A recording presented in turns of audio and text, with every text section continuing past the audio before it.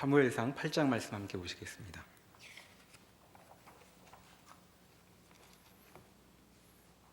8장 4절부터의 말씀을 제가 봉독하겠습니다. 이스라엘의 모든 장로가 모여 라마에 있는 사무엘에게 나아가서 그에게 이르되 보소서, 당신은 늙고 당신의 아들들은 당신의 행위를 따르지 아니하니 모든 나라와 같이 우리에게 왕을 세워 우리를 다스리게 하소서 한지라. 우리에게 왕을 주어 우리를 다스리게 하라 했을 때에 사무엘이 그것을 기뻐하지 아니하여 여호와께 기도하매 여호와께서 사무엘에게 이르시되 백성이 내게 한 말을 다 들으라. 이는 그들이 너를 버림이 아니요 나를 버려 자기들의 왕이 되지 못하게 함이니라. 내가 그들을 애굽에서 인도하여 낸 날부터 오늘까지 그들이 모든 행사로 나를 버리고 다른 신들을 섬김같이 내게도 그리하는도다. 그러므로 그들의 말을 듣되 너는 그들에게 엄히 경고하고 그들을 다스릴 왕의 제도를 가르치라. 아멘.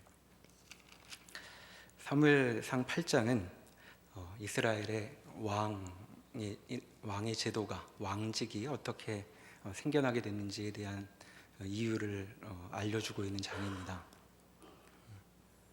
그래서 사무엘상 8장을 이제 읽을 때에 과연 이스라엘의 왕이 있는 일이 바른 일이었는지 아니면 왕이라는 제도가 잘못된 것인지에 대한 이제 여러 논란들이 있습니다. 그런데 성경을 보면 하나님께서 예전부터 이스라엘 이 나라에 왕이 있을 것이라고 이제 미리 언뜻 알려주신 바가 있죠.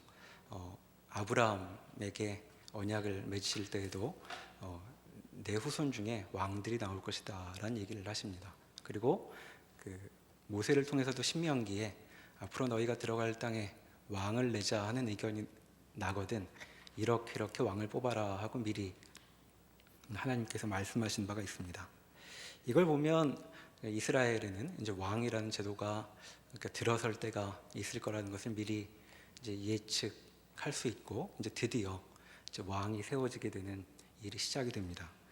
그런데 8장을 잘 읽어보면 어떻게든 있게 될 이 왕의 제도가 처음에 시작된 일은 그리 썩 좋은 동기로 시작된 것은 아니라는 점을 확인할 수 있습니다. 그러니까 왕이 있게 되는 일은 하나님이 보시기에 좋은 일일 수 있지만 그 일이 이러한 식으로 시작이 되는 건 우리에게 이제 여러 가지 질문들을 불러일으키는 것이죠. 그러니까 무엇과 비슷하냐 하면 예수님께서 십자가에 달려 돌아가신 일은 예전부터 하나님께서 알려주셨던 바이지만 예수께서 십자가에 달려 돌아가신 이 일이 벌어진 일 자체에는 이제 여러 가지 하나님께서 기뻐하시지 않는 동기와 이제 행동과 결정들이 있었던 것을 우리가 신약에서 알고 있습니다. 여기에서도 이제 그런 정황들을 확인할 수 있게 되죠. 왕의 제도가 좋은지 어떤지는 우리가 아직 판별하기 어렵지만 하나님께서 약속하셨던 왕의 이 제도가 사람들에게는 좀 다른 이유로 지금 구해지고 있는 면모들을 보게 됩니다. 이들이 지금 이스라엘 사람들이 벌이고 있는 일이 과연 어떠한 의미가 있는지 이 모습들을 좀 찬찬히 살펴보면서 이들의 행동을 분별해보고 또 마찬가지로 주님을 섬기고 사는 우리에게는 이제 어떤 교훈을 확인할 수 있는지 생각해보고 싶습니다.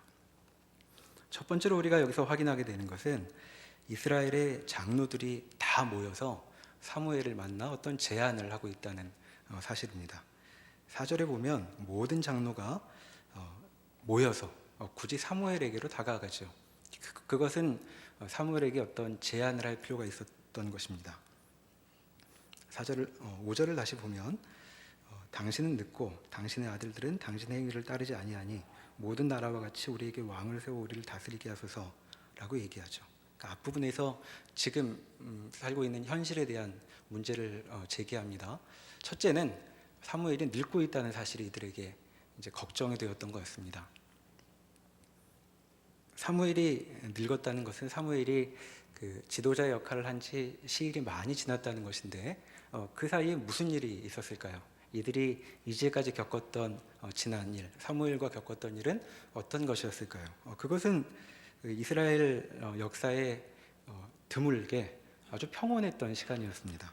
앞에 7장 13절을 한번 다시 보시면, 이에 블레셋 사람들이 굴복하여 다시는 이스라엘 지역 안에 들어오지 못하였으며 여호와의 손이 사무엘이 사는 동안에 블레셋 사람을 막으심에라고 되어 있습니다. 블레셋이 사무엘이 그 지도력을 발휘한 이후에 쳐들어온 사건 하나가 여기 기록되어 있고, 그 이후로 블레셋이 쳐들어오지 못하였다라고 사무엘이 있었던 동안의 기간을 정리해주고 있죠. 그러니까 지금 장로들이 사무엘을 만난 이 시점은 그 긴 평온기를 겪었던 시간이었다고 우리가 이해할 수 있습니다. 그런데 그 장로들의 얘기를 들어보면 평온한 시간을 보냈지만 이들의 마음은 별로 평온하지 않았던 것 같죠. 이들이 지금 하고 있는 얘기는 지금의 어떤 문제들을 개선하고 해결하는 것보다 훨씬 그 근본적인 문제들을 들고 오고 있기 때문입니다. 지금 이제 구체적인 문제는 사무엘이 늙어서 이제 은퇴할 때가 얼마 안 남았다라는 점이 하나 있었습니다.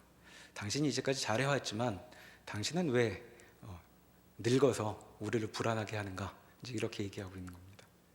또 하나 사무엘이 늙어가면서 이제 같이 떠오르는 불안한 사건이 하나 있는데, 그것은 사무엘의 아들들이 사무엘 같지 않았다라는 점이었죠. 2절에 보시면 1절에 사무엘이 늙음에 그의 아들들을 이스라엘 사사로 삼으니 장자의 이름은 요엘이요 차자의 이름은 아비아라. 그들이 브엘세바에서 사사가 되니라. 그의 아들들이 자기 아버지 행위를 따르지 아니하고 이익을 따라 뇌물을 받고 판결을 굽게 하니라 라고 되어 있습니다. 아들들을 사사로 삼았는데 좀 묘한 곳에 지금 있습니다. 브엘세바에 있는데, 이것은 그 사무엘이 활동하는 지역에서 남쪽으로 한 80km쯤 떨어져 있는 곳이죠. 그러니까 바로 지금 사무엘 대를 이어 지도력을 발휘하는 자리는 아닌 것 같고, 좀 먼 곳에서 어떤 리더로서의 역할을 해가고 있었던 것 같습니다. 그런데 이들이 아버지처럼 행하지 않고 자기의 이익을 위해 판결을 굽게 하는, 사사들은 판결을 하는 게 이제 주 임무였는데 판결을 굽게 하여서 이제 백성들로 하여금 옛 기억을 떠오르게 하죠. 누구의 기억이었을까요? 엘리와 그 아들들입니다. 엘리는 늙어갔고 그 아들들은 엘리 같지 않아서 나라가 정말 위험했던 일, 트라우마를 떠올리게 하는, 느끼게 하는 이제 그런 일이 펼쳐졌던 것 같습니다. 그래서 장로들은 다 모여 사무엘에게 왔죠. 그리고 이렇게 제안합니다. 우리에게도 왕을 세웁시다. 그리고 왕이 우리를 다스리게 합시다. 이제 이렇게 얘기합니다. 왕정을 도입하자는 얘기죠.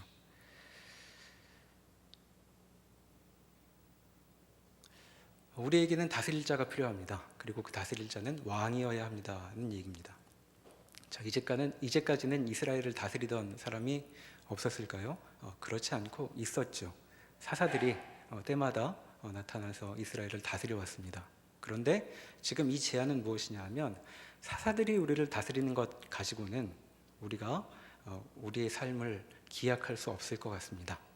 자, 사사제도 말고 우리에게 다른 제도를 세워야 이 나라가 견실해질 것 같습니다. 라는 제안입니다. 사실 사사제도는 여러모로 불안을 불러일으키는 제도였죠. 사사는 아무 때나 세워지지 않고 무슨 문제가 있을 때 어디서 시작되는지 모르게 세워집니다. 그러니까 사사가 어디서 등장을 하는데 어디서 등장할지 아무도 모르고, 그리고 사사가 등장을 해서 무언가 문제 해결을 해주지만 그때는 보통 외적들이 다 쳐들어와서 많이 유린하고 있는지 이런 상황이었죠. 그러니까 이제까지 이들을 다스려왔던 이스라엘을 통치해왔던 통치의 방식은 그 특징을 생각해 보면 예측이 불가하고, 그리고 속수무책인, 아무 대비책이 없는 이제 그런 식의 제도였다고 이들은 느낀 것 같습니다. 자, 이와는 대조적으로 왕을 세웁시다라는 얘기죠. 왕을 세우면 어디에 지도자가 있는지를 확인할 수 있고, 그리고 그 지도자는 늘 나라의 문제를 미리미리 준비할 수 있을 것이다 라고 지금 얘기하는 것입니다. 그러니까 예측 가능하고, 그리고 미리 대비책을 강구하는 그런 식의 제도를 갖추어야 이 나라가 보다 든든히 살 것이 아닙니까? 라고 지금 온 장로들이 의견을 모아 지금 사무엘에게 의견을 전달하러 왔죠. 자, 이렇게 보면 우리가 보기에는 이들의 걱정과 대안은 상당히 합리적으로 보입니다. 그런데 어떤 이유에서인지 이 일에 대한 평가는 좀 우리의 기대와는 다르죠. 7절을 보시면 여호와께서 이렇게 반응하십니다. 여호와께서 사무엘에게 이르시되 백성이 내게 한 말을 다 들으라. 이는 그들이 너를 버림이 아니요 나를 버려 자기들의 왕이 되지 못하게 하려 함이니라. 이렇게 얘기합니다. 다 들어줘라. 그런데 이제 들어주라는 얘기가 좋은 뜻은 아닌 것 같습니다. 자, 사무엘이 이 얘기를 듣고 굉장히 마음이 괴로웠던 모양이죠. 그래서 하나님 앞에 지금 이렇게 얘기를 하러 왔습니다. 그래서 뭐라고 얘기를 했던 것 같습니다. 그랬더니 하나님의 대답이 이것이죠. 너무 상심 마라. 지금 이들이 너를 버리는 것이 아니라 나를 버리는 것이다 라고 이제 얘기하고 있습니다.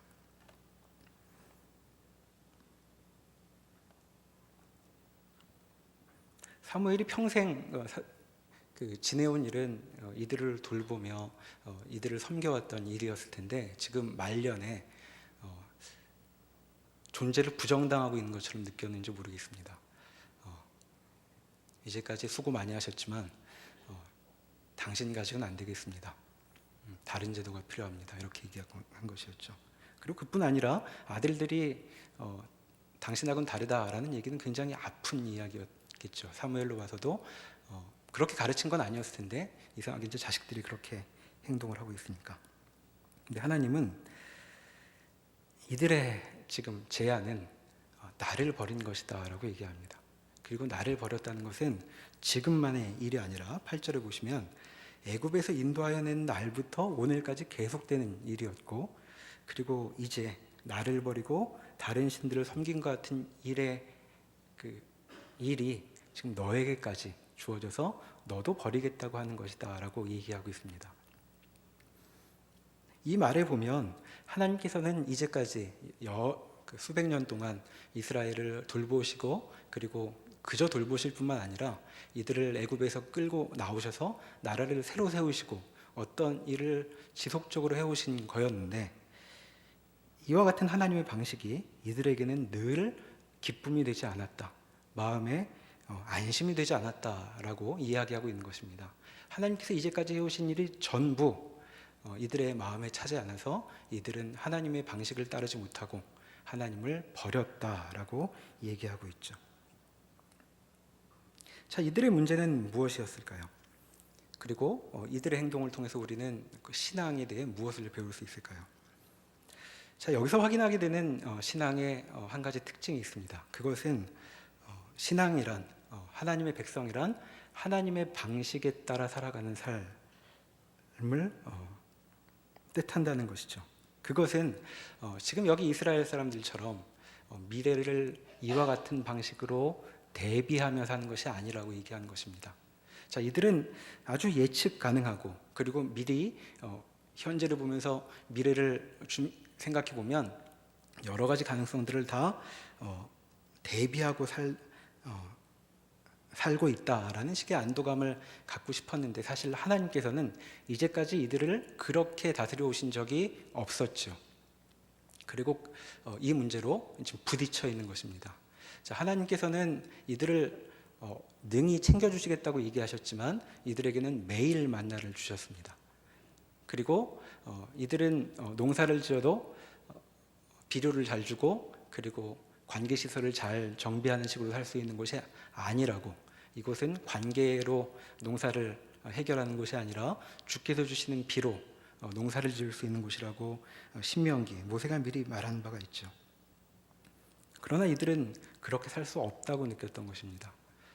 우리의 미래는 우리가 예측할 수 있는 방식으로 준비되어야 한다라고 얘기했는데, 하나님께서는 그러한 점을 지금 나를 버리는 것이다 라고 얘기하고 있습니다. 자, 여러분, 신앙에서 무엇을 기대하십니까? 하나님을 섬기면 하나님이 우리에게 어떤 인생을 줄 거라고 생각하십니까?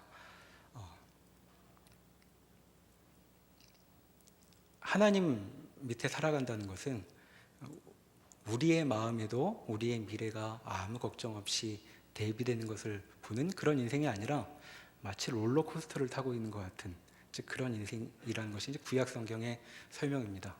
롤러코스터, 언제 오르막이 끝날지 모르고 내리막은 언제 끝날지 모르고, 거꾸로 도는 일은, 우리가 알고 있는 롤러코스터는 2번쯤 도는데 이 하나님께서 시작하시는 삶은 몇 번 돌지 모르는 그런 삶이라고 가르칩니다. 그러면서도 하나님께서 너희 인생 내가 책임진다 라고 얘기하고 계시죠. 그런데 이들은 지금 이것을 견딜 수 없다라고 얘기하고 있는 것입니다.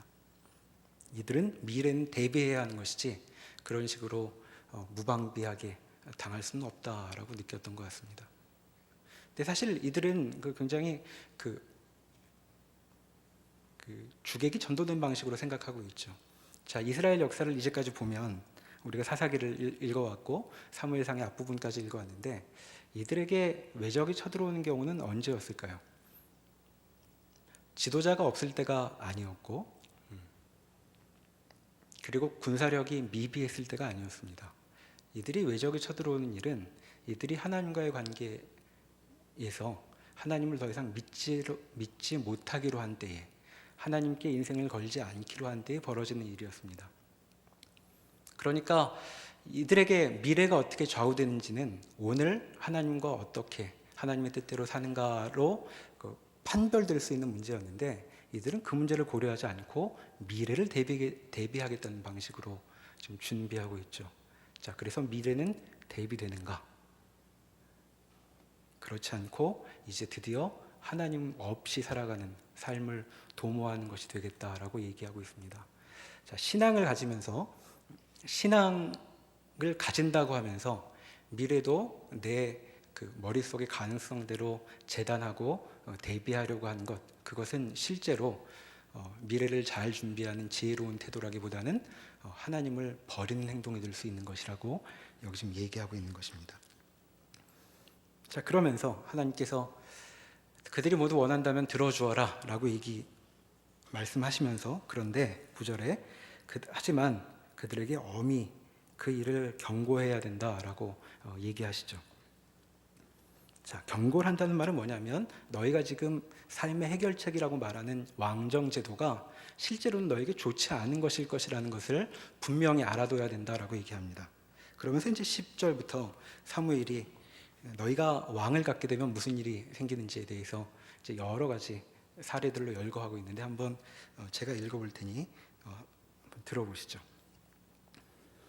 사무엘이 왕을 요구하는 백성에게 여호와의 모든 말씀을 말하여 이르되 너희를 다스릴 왕의 제도는 이러하니라. 그가 너희 아들들을 데려다가 그의 병거와 말을 어거하게 하리니 그들이 그 병거 앞에서 달릴 것이며, 그가 또 너희 아들들을 1000부장과 50부장을 삼을 것이며 자기 밭을 갈게 하고 자기 추수를 하게 할 것이며 자기 무기와 병거의 장비도 만들게 할 것이며, 그가 또 너희 딸들을 데려다가 향료 만드는 자와 요리하는 자와 떡 굽는 자로 삼을 것이며, 그가 또 너희의 밭과 포도원과 감나원에서 제일 좋은 것을 가져다가 자기 신하들에게 줄 것이며, 그가 또 너희의 곡식과 포도원의 소산의 11조를 거두어 자기의 관리와 신하들에게 줄 것이며, 그가 또 너희의 노비와 가장 아름다운 소년과 아기들을 끌어다가 자기 일을 시킬 것이며, 너희의 양떼의 10분의 1을 거두어 가리니 너희가 그의 종이 될 것이라. 이렇게 얘기합니다. 저기 나와 있는 얘기는 무슨 나쁜 왕이 세워지면 벌어지게 될 일이 아니라 왕정 자체가 가져올 삶의 변화를 얘기하는 것입니다. 자, 왕이 있게 되면 너희 아들들은 아들들로 꿈을 이루지 못하고 왕에게 차출되어 원하지 않는 인생을 살아가게 될 것이다. 너희 딸들도 마찬가지가 될 것이다. 너희 소산도 너희의 재산도 너희의 삶의 기쁨이 되지 않고 왕이 가져다가 제일 좋은 것으로 그의 사람들을 주게 되는 수단이 되고 말 것이다 라고 얘기합니다. 그리고 곡식과 포도원의 소산도 다 주게 될 것이고, 그리고 16절에 너희가 갖고 있는 재산의 가장 좋은 것들을 다 끌어다가 자기 일을 시킬 것이다 라고 얘기하죠. 그리고 17절에 이 모든 일의 결론으로 이렇게 얘기합니다. 너희가 그의 종이 될 것이다. 여기 종이라는 말은 노예라는 말입니다. 자, 왕정제도는 너희를 노예로 만들게 될 것이다. 종이 되렸느냐? 이렇게 묻고 물으시는 것인데, 이 얘기를 듣고 백성들이 19절에 이렇게 얘기하죠. 백성이 사무엘의 말 듣기를 거절하여 이르되 아니로소이다. 우리도 우리 왕이 있어야 하리니 우리도 다른 나라들을 같이 되어 우리의 왕이 우리를 다스리며 우리 앞에 나가서 우리의 싸움을 싸워야 할 것이니이다 하는지라. 이렇게 얘기합니다. 아닙니다. 우리에겐 왕이 있어야 됩니다. 우리가 왕을 세우면 그 왕이 무엇을 해줄 것인가? 20절에 있는 것처럼 우리 앞에 나가서 우리의 싸움을 대신해 줄 것입니다. 그가 우리의 싸움을 대신해 주기만 한다면 우리는 우리의 것들을 포기할 용의가 있습니다. 왕에게 다 바쳐서 우리가 노예가 될지언정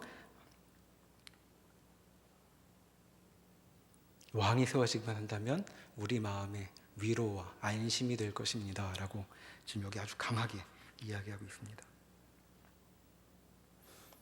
안전을 확보하기 위해서라면 우리는 많은 것을 포기할 수 있습니다 라고 얘기하고 있죠. 그리고 이들은 바로 여기에 자신들의 인생을 걸겠다고 얘기하는 것입니다. 우리가 싸움에서 패하지 않을 수만 있다면 우리는 인생을 여기 다 걸어도 후회하지 않을 것입니다. 스스로 우리는 노예가 돼도 좋습니다 라는 얘기죠. 혹시 그렇게 느끼실 때 있으십니까? 내가 이 소원을 위해서라면 내 몸의 일부분을 포기해도 후회가 없겠다.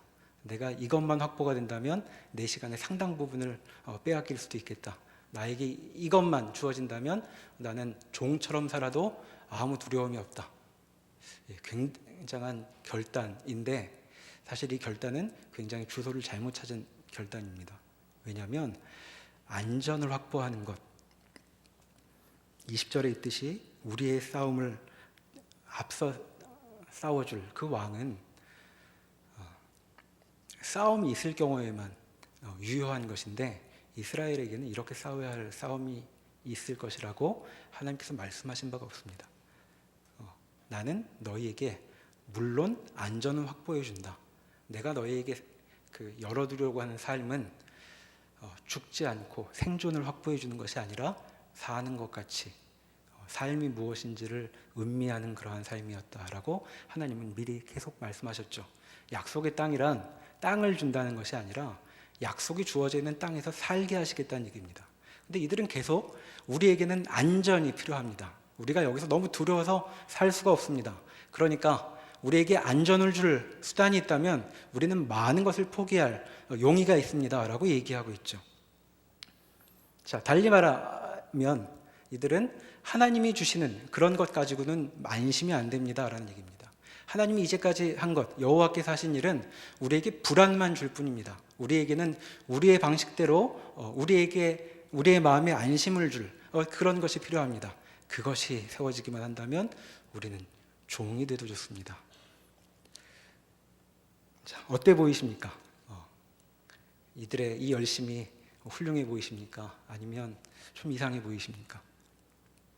우리는 어떨까요? 우리는 과연 무엇에 우리의 시간과 우리의 재산과 우리가 갖고 있는 것들을 내어놓고 있습니까? 자, 우리는 무엇에 우리의 시간을 쓰고 있을까요? 무엇에 쫓겨가고 계십니까? 그리고 무엇이 우리의 인생을 불행하다고 느끼게 하나요? 그리고 그것만 해결된다면 얼마든지 나의 많은 것을 빼앗길 수 있다고 생각하고 있을까요?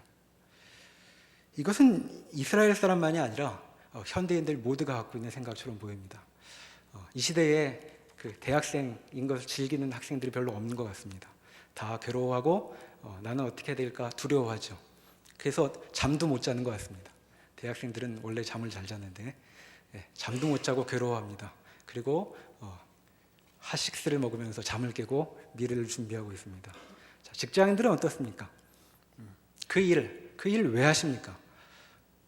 그것이 하나님께서 말씀하신 것처럼 주위 사람들을 섬기고 하나님을 대신하여 하나님의 사랑을 나누는 그런 일입니까? 아니면 내 인생의 생존을 확보하기 위한 비용입니까? 지난주에도 하루에 12시간씩 일하셨던 분들, 무엇을 위한 12시간이었을까요? 우리는 무엇을 확보하기 위해서 거기 그러고 있었던 것일까요?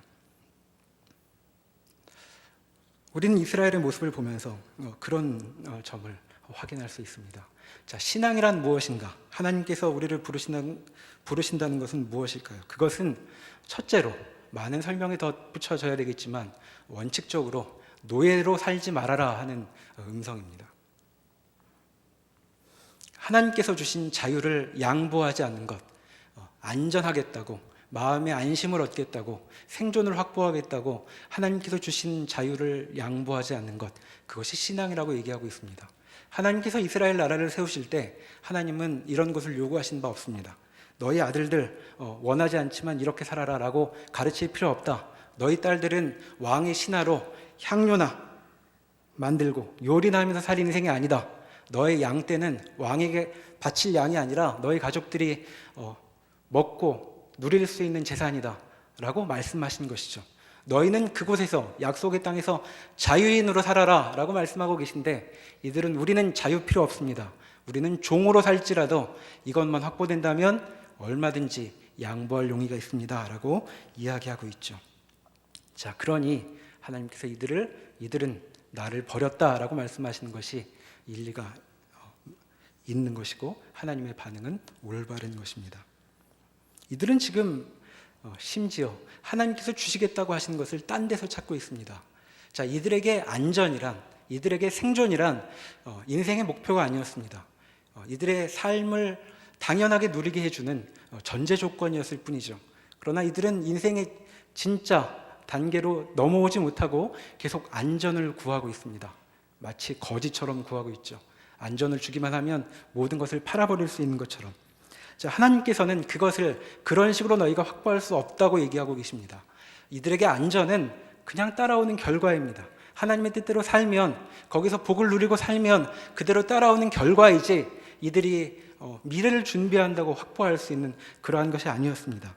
그러니까 이들은 사무엘이 노쇠하게 되었을 때, 그리고 사무엘의 아들들이 사무엘 같지 않았을 때 그 문제를 갖고 사무엘과 고민할 수 있었을 것입니다. 우리가 이 시점에 어떻게 주의 뜻에 따라 행해야 할 것인가? 사무엘의 아들들의 문제를 놓고 사무엘과 고민할 수 있었을 것입니다. 주께서 우리에게 어떻게 당신의 뜻을 이루어 가실 것인가를 기다릴 수 있었을 것입니다.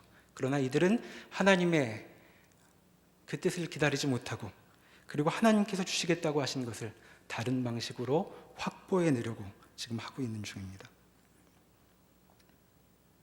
18절에 보면 하나님께서 이렇게 얘기하시죠. 그날에 너희는 너희가 택한 왕으로 말미암아 부르짖되 그날에 여호와께서 너희에게 응답하시지 아니하시리라 하는 얘기를 덧붙이고 계십니다. 너희가 왕을 세우고 나면 문제가 또 생길 것이다. 당연히 문제가 생기겠죠. 왕은 사사하고 다릅니다. 사사는 하나님께서 준비되신 자를 부르니 그가 주를 향한 올바른 마음을 품고 있겠죠. 하지만 왕은 누가 그 다음 지도자가 될까요? 왕의 아들이 되겠죠. 저 왕의 아들이 어떤 사람일지는 아무도 보장할 수 없습니다. 그리고 이후 이스라엘의 역사가 그것을 확연히 보여주고 있죠.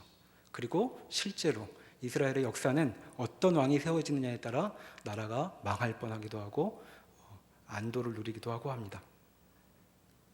자, 이 말씀은 무엇이냐면, 그렇게 너희가 택한 왕 때문에 고생하고 어려움을 겪게 될 때 내게 기도해도 나는 응답하지 않을 것이다 라는 것입니다. 왜 이렇게까지 얘기하실까요?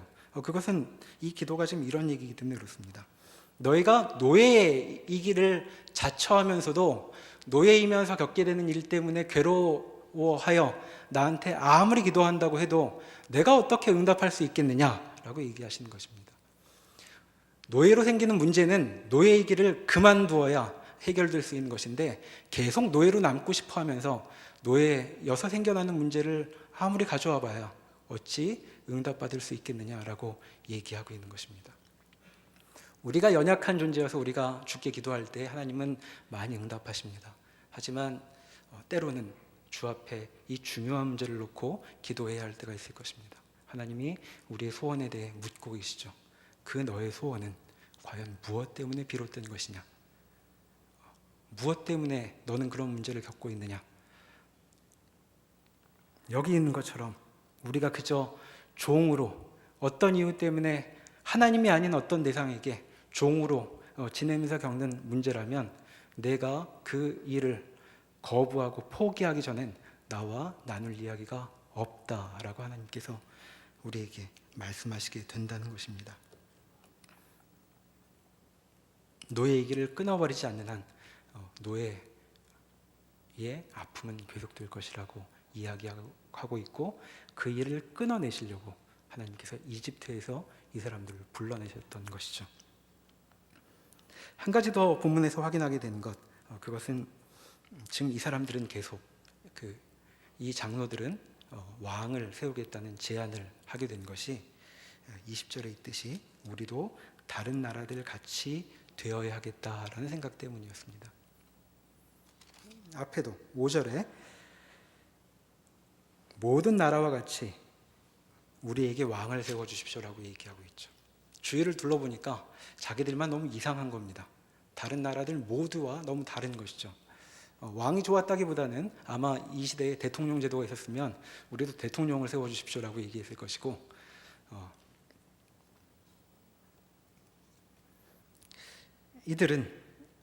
이들이 하나님의 백성이기 때문에 겪게 된 아주 독특한 이 정체성을 굉장히 못 견뎌했던 것 같습니다. 그래서 우리들도 다른 나라 사람들처럼 살고 싶습니다라고 얘기하고 있죠. 그러나 이것은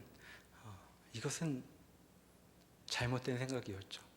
하나님의 백성은 처음부터 다른 나라들처럼 사는 사람들이 아니다라고 이제 가르쳐주고 계십니다.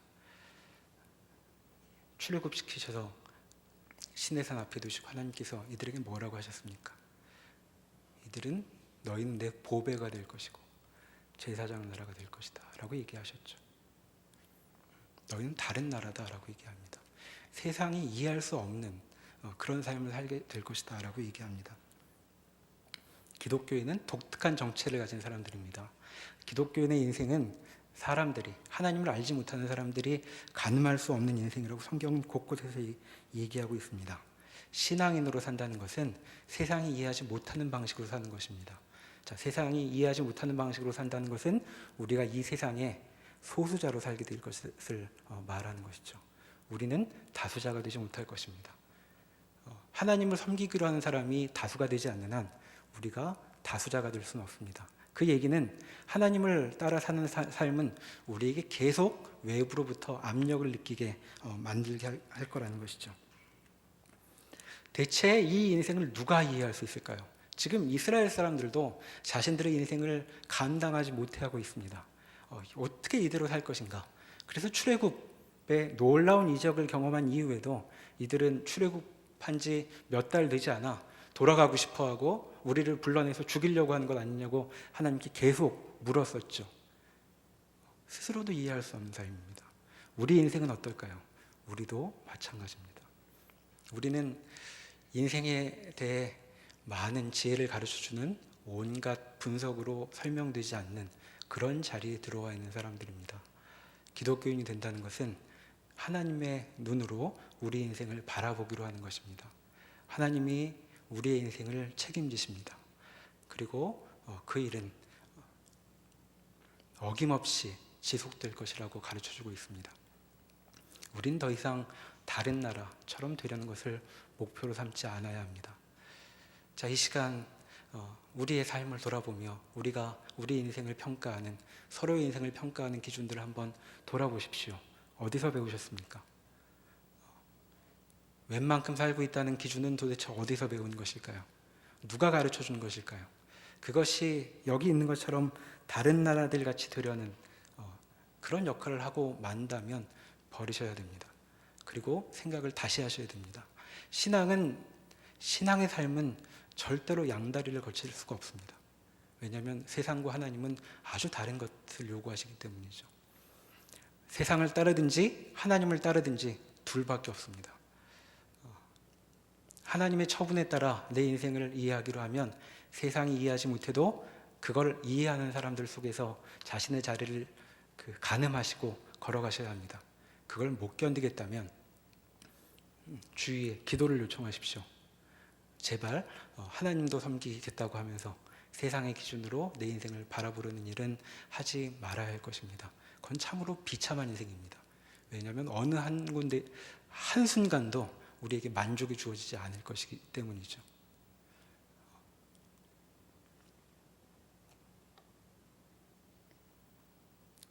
이들은 지금 이런 마음으로 하나님 앞에 서 있습니다. 하나님이 어떻게 하면 좋으실까요? 하나님대로는 못 살겠습니다. 지금 말은 안 했지만 하나님이 우리를 택한 것부터가 불편합니다. 이 인생 싫습니다라고 얘기하고 있습니다. 자, 하나님의 반응은 이렇게 나오죠. 7절에 보시면 백성이 내게 한 말을 다 들으라 이렇게 얘기하십니다.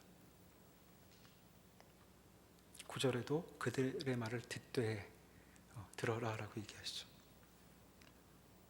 22절에 여호와께서 이렇게 말씀하십니다. 그들의 말을 들어 왕을 세우라, 왕을 세워라.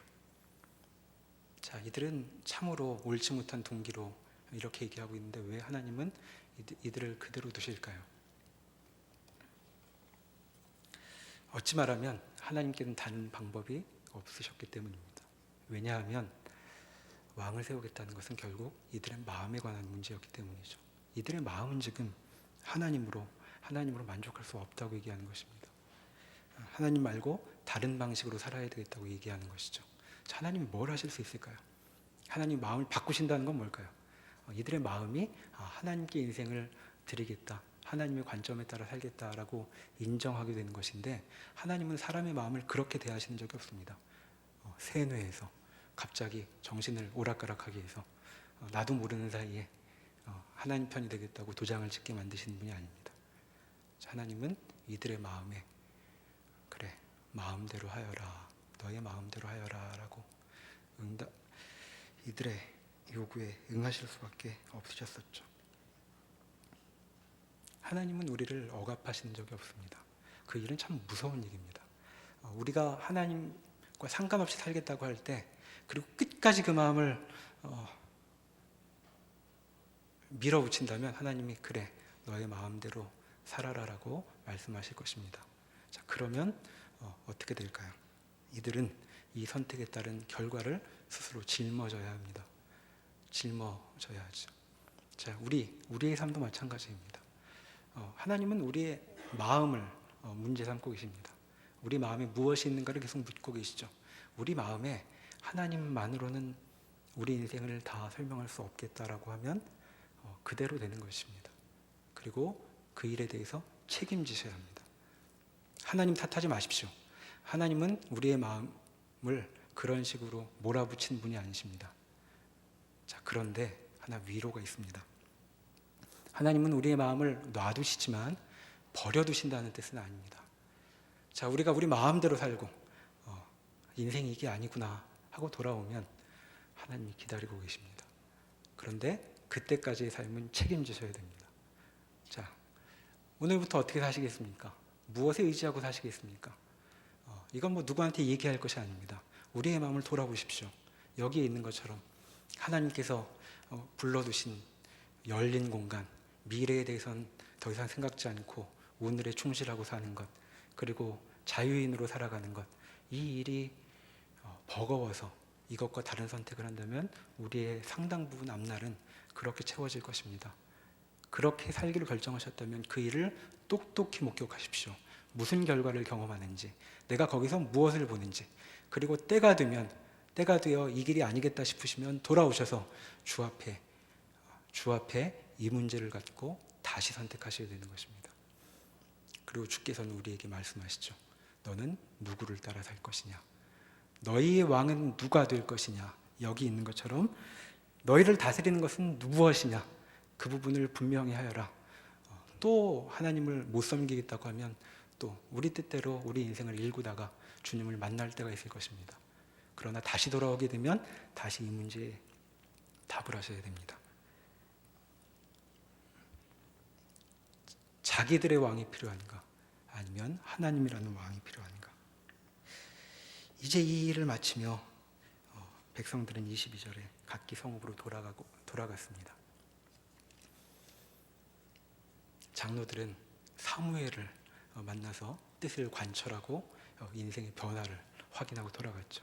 자, 이 일로 이제 정말 중요한 과제를 맡은 게 누구일까요? 사무엘과 여호와 하나님이었습니다.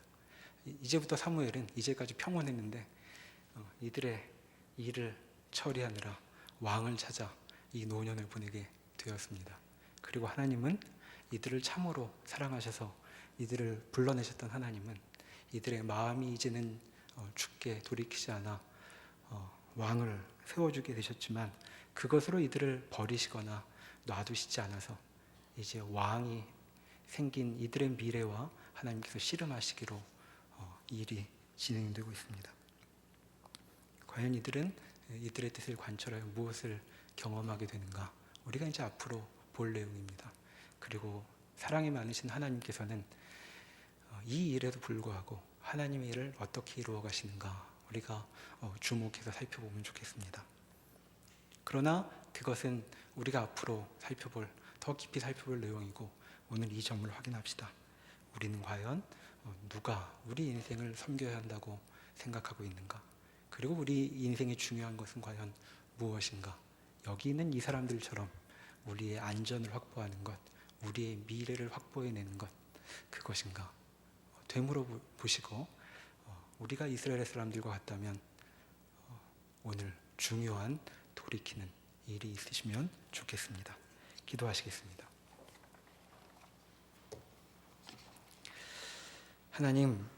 하나님께서 이스라엘을 불러주신 것은 이스라엘 사람들로는 다 마음으로 받아들이기 어려울 만큼 크고 놀라운 것이어서 자꾸 하나님을 이들의 안목 수준으로 끌어내리려고 하고 있습니다. 우리도 마찬가지로 주님의 자녀로 불러주셨는데 우리는 자꾸 우리의 만족과 우리의 기대 수준에 맞춰 하나님을 끌어내리려고 하고 있는지 하나님 돌아봅니다. 우리가 주의 부르심 앞에 올바로 묻고 그리고 우리의 마음을 살펴 바르게 반응하는 저희 되게 하여 주십시오. 그리하여 우리의 인생이 정말 사람들이 말하는 것처럼 안정한 삶, 안전을 확보하는 그 정도에 그치는 것이 아니라 주께서 말씀하신 젖과 꿀이 흐르는 놀라운 삶이라는 것을 기억하며 그 길로 나아가는데 주저하지 않도록 주님 저희를 붙들어 주시옵소서. 예수님의 이름으로 기도합니다. 아멘.